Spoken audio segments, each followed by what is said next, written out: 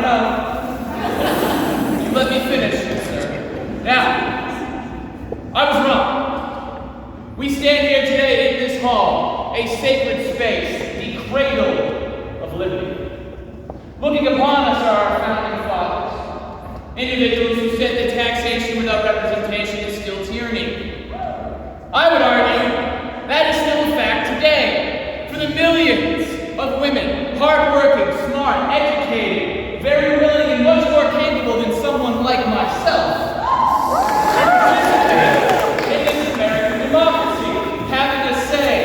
They can own property, they can be taxed upon it, but they do not yet have full suffrage and therefore full rights as an American citizen. Ladies and gentlemen, as we stand here today, I urge you, sign these resolutions and advocate for women to gain the right to vote. Well said,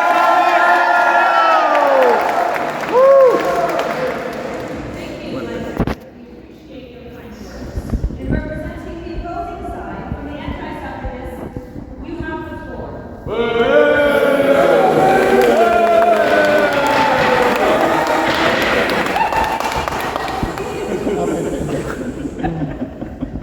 My name is Sarah, and I'm here today to urge you to not sign these resolutions. If we allow women the right to vote, who knows what will happen to our future families, our future generations? Chaos. Imagine this: women politicians, women generals. There's no place for a woman. A woman raised in the home, raising her family.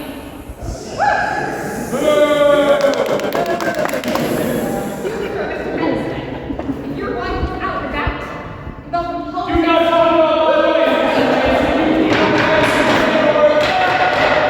raising her family, how can you settle? I can raise my family too.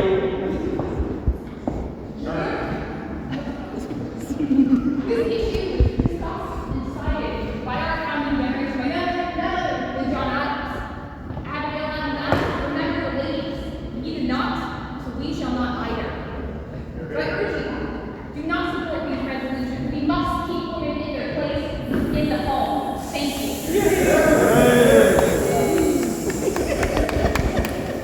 So we have heard from both sides. And now, my friends, it is time for you all to speak. I ask only that you follow the rules of good order.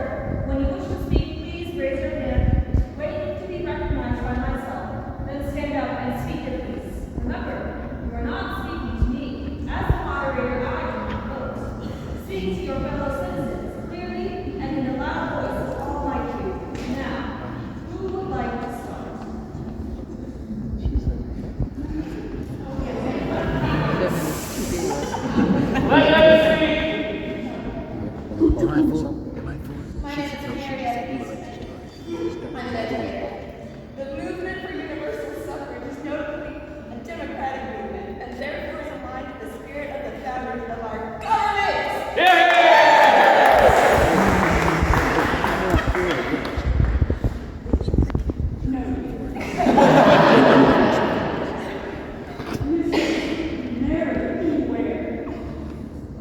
I'm a taxpayer, and I believe in willingly paying taxes for the benefit of our society. I trust men rather than women to properly manage not only the distribution of taxes, but the management of government in its entirety. Have faith in our men.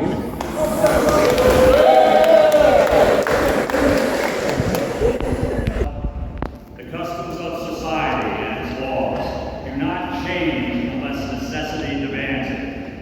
Until women make it evident that they will have a larger safety and a wider freedom, society won't lift a finger. We must fight until the ballot is secure.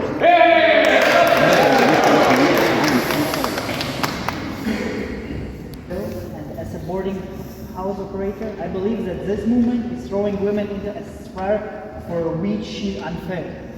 Suffrage will degrade women, undermine marriage, and deprive children of their rights.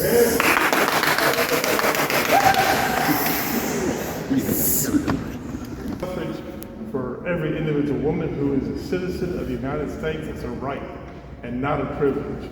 We deny the ability of legislatures and of Congresses to take away the God-given right of self-government. We demand impartial suffrage for every American citizen.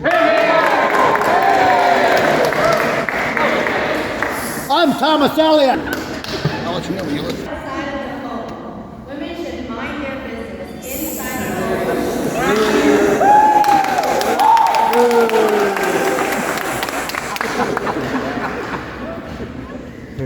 My name is Louis Hayden. I'm a small business owner. These women helped to free my race from the chains of slavery. We can never repay the debt we owe these women. I should be indeed a hypocrite if I do not work and vote for the enfranchisement of women. Far too emotional. We cannot make political failure by putting the ballot in her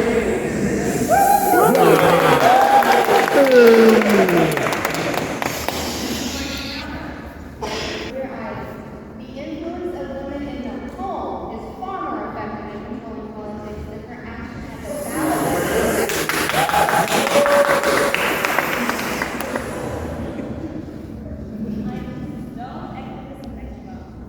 We must make it really clear and clearly understood that the taxation of women without education is as fair and just as if it was done to men in old times.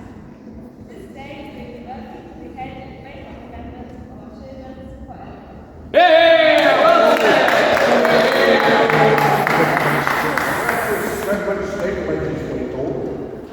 Woman suffrage will put an undue burden upon women, a burden I fear they will not be able to bear. Women occupy the sphere of the home, and they do so honorably. This is what God intends for women. We must respect the will of God.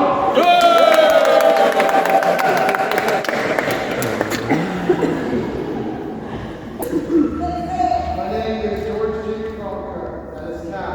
I have no doubt that women are thoroughly competent to exercise the rights of intelligence. However, if women have the rights of voters, they should also have the duties which go with these rights. Women are exempt from the obligations of jury duty and military service.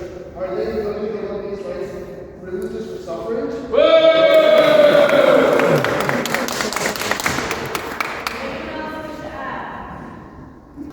Thank you all for speaking. We appreciate your opinions. But before we go, I wish to give time to both sides for closing statements. In the interest of fairness, I call upon the representative from the anti-suffrage movement to speak first.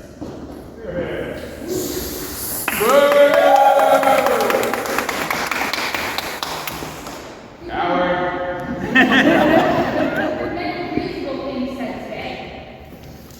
The women do not serve on juries. They do not belong in politics. Their place is here in their homes, raising their children. It's women's spirit creating upright citizens for our next generation. Because a woman, if your wife is not well raising your kids, you don't know who she might be flirting with outside the house. You insinuated that it's my wife. Please refrain from insulting our women, Mr. Mason. As I said earlier, this has been debated 100 years ago, and we don't need to bring it up once again. We cannot imagine a future with women politicians, women generals, women soldiers. We belong in the home, raising our future generations, and we must deny women the right to vote here and now, and do not pass this resolution. Thank you.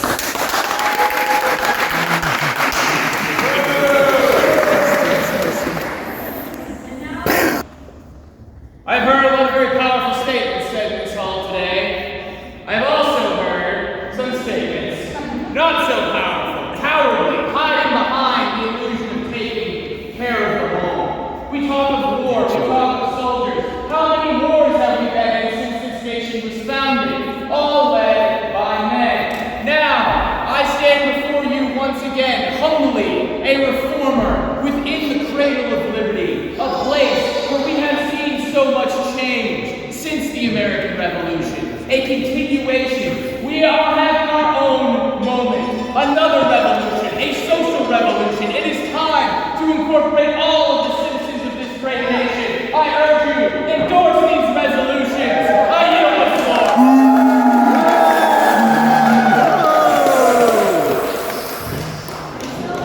Having heard from both sides, it is now time to vote.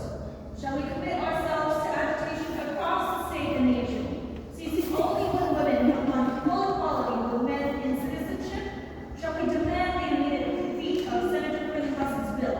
Or shall we oppose as improper and dangerous the demands for women's suffrage?